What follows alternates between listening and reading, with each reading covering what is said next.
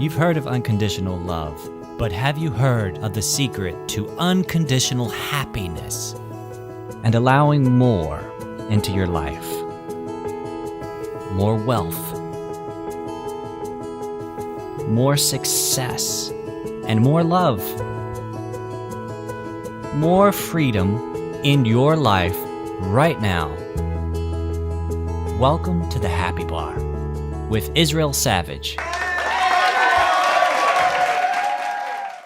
I really liked what you were saying about putting the brakes on slowly and changing the story. Mm-hmm. And I was hoping you could talk a little bit about, give an example maybe of what putting the brakes on looks like, or how to put the brakes on in order to change the story. Oh, I love that question. Yeah.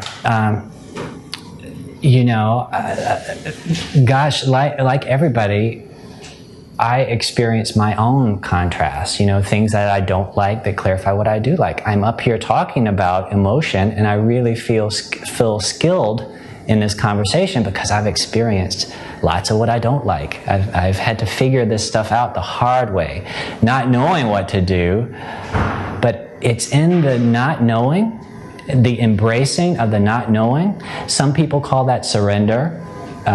But that can get to be a religious term. Just embracing that I don't have to know. I'm not supposed to know until I know, right? Turn by turn directions, one step in front of the other. All you need to know is what feels better in this moment. To eat seafood or to take a nap. I'm going to do that. And from the darkest feeling place, there is light. And then there's more light, and there's more light. Turn by turn. Sometimes the best thing you can do to slow momentum is just take a nap, right? Never approach a project when you're in a not good feeling place, because your results are going to be not good feeling. And so I'll share with you just a recent example. I had something that I was trying to figure out for months. It was a business thing. It was a how-to. Facebook pixels, it was the thing. And because of the different ways that I had to do it, it felt overwhelming. It felt like this is going to hold me back from everything that I want. This is after searching YouTube and this and that. And so time goes by, a couple months. And during that time, I explored different things. And this Facebook pixels thing is a part of a bigger project. It's the next step that I need to do before I can do the next thing. And so I explored the different things, and I came back to this idea that, you know what, I'm going to get this. There's no reason why I can't. It's mine. And so I sat down the other night. This happened the other night. I sat down in front of the computer. So overwhelming potentially. Every time that thought came into my head, you can't do this. This is overwhelming. You've tried before. I said, nope, I got this. And I had the feeling of, I've got this. I'm staying here until I figure it out. I'm pushing buttons. I got it. And I'm going to enjoy it as I do it. I had about 20 hours of video to watch to find how to do this thing that I wanted to do. Bloop. My cursor went to just the right spot. It was exactly what I needed to know to do this Facebook pixel thing, and then I needed to know something else. It spawned another question. Bloop, the very thing I needed. And then the next thing. Fast forward 5 hours, and done. This thing that could have potentially held me back from this thing that I want, that I really want, that I think opens up a lot of things, could have held me back.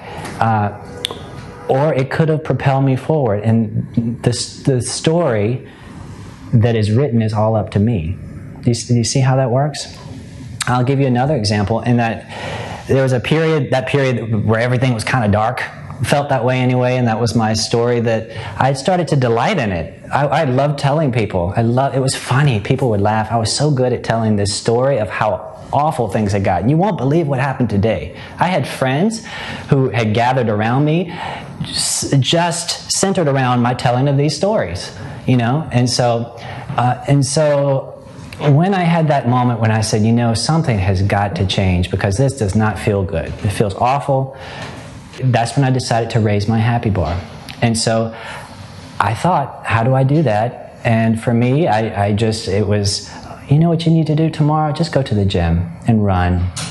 Nothing else. Not to get in shape, because you like that. It makes you feel better.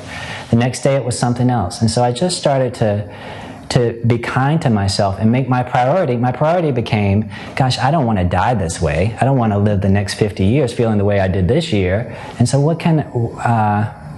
decision by decision, what's the better feeling thought, the better feeling choice. If you liked what you just heard, then take inspired action now. That's right, act while you are feeling good. And build on your momentum. Schedule your free discovery call with me at instudios-nyc.com/happybar.